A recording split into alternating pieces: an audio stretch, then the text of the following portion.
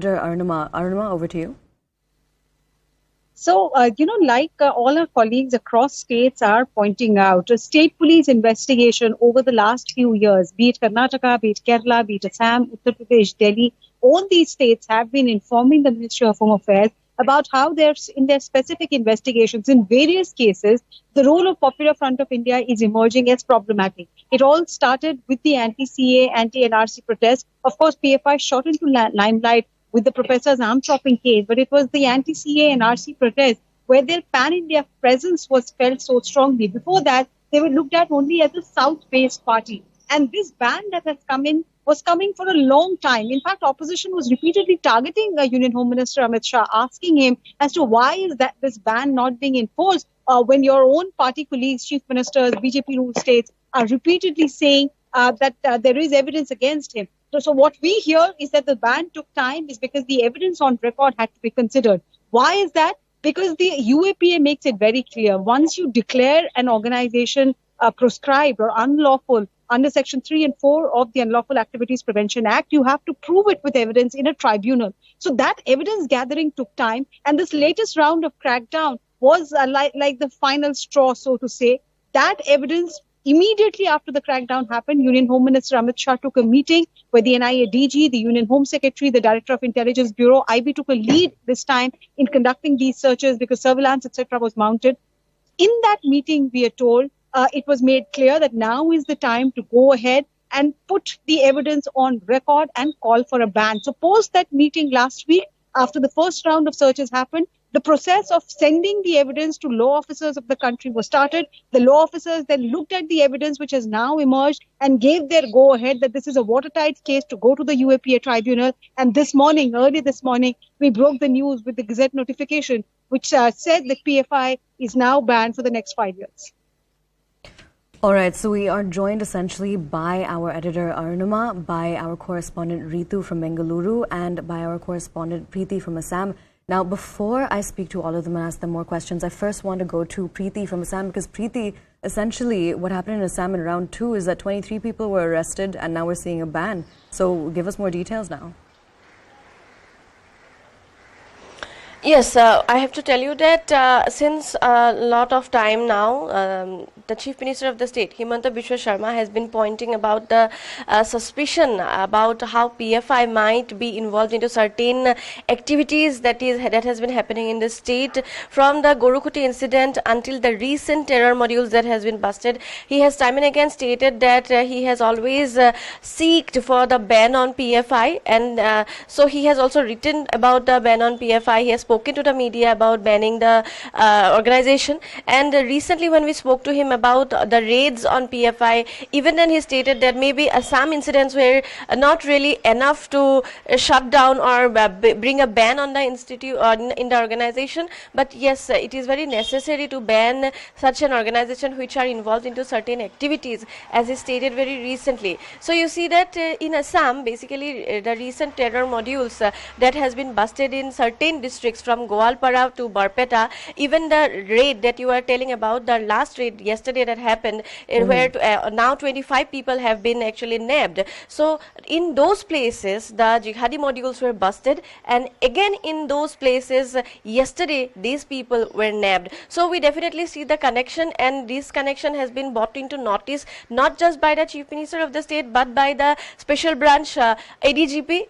Time and again, also by the ex-ADGP of Special Branch Pallab Bhattacharya. While we talked to him, time and again he has been stating about how it is important to bring a ban on the organization because of its alleged involvement into certain activities, certain anti-national activities that has been happening in the state and the country. So while we tried to talk with ADGP Hirannath also regarding the certain terror modules that has been busted in the state since last April, he also stated about how important it is to actually bring a ban on PFI. And so today in the morning that PFI has been banned under UAPA, we will also look forward for the reactions from AIUDF, because I have to tell you, Badruddin Azmal and his colleagues from AIUDF also, while we tried to talk with them, they stated that if that is unlawful, it should be banned. So how do you react to it? Because recently we also found some political connection between few people nabbed who also were earlier AIUDF members. So how they react will also now be seen.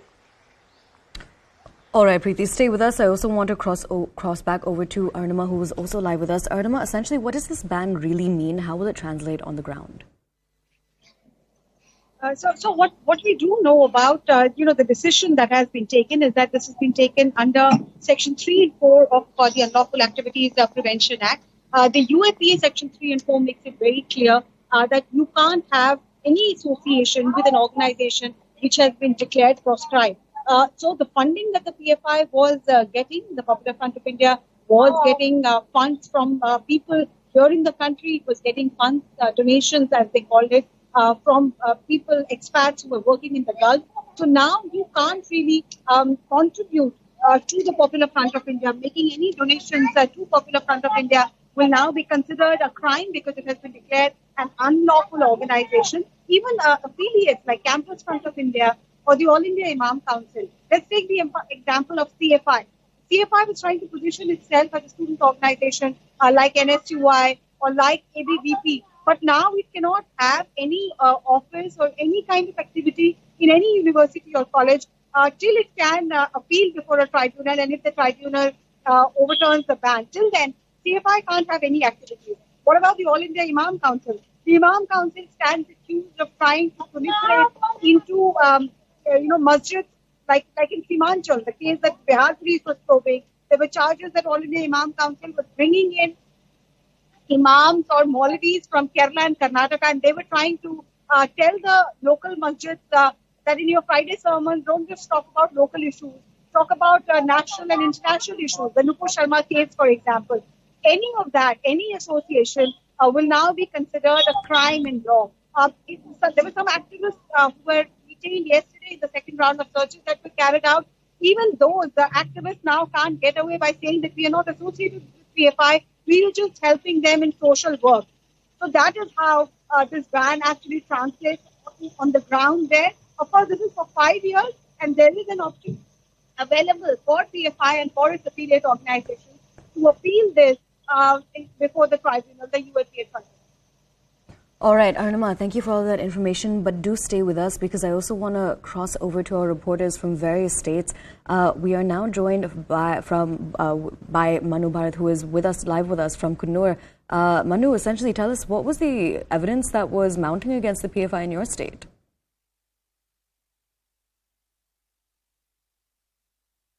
Yeah, the police was conducting massive raids across the state of Kerala, and they found that these PFI workers had contacts with forces outside the country that was trying to derail the nation's progress. Here in Kannur, yesterday, 2 persons were arrested in connection with the Hartal violence, and they found that one of them was associated with a person who was earlier arrested on the IS Valapattanam case, the infamous IS Valapattanam case, which is where in 2017 people were recruited from Kannur to Syria for carrying out Islamic activities for creating Islamic nation and Islamic terrorism. So these the few people who were transported from Kannur via Turkey to Syria were detained by the officials there in Turkey, and they were deported back to Kannur. So on that day, police conducted a massive inquiry and found that through social media there had been a process here in Kannur to recruit people from Kannur to the Islamic terror activities conducted throughout the world. So the recent arrest of Siad, one fellow who has been involved with the violence activities during the Hartal days, seems to have links with these people who have been arrested, and one of them is his brother. So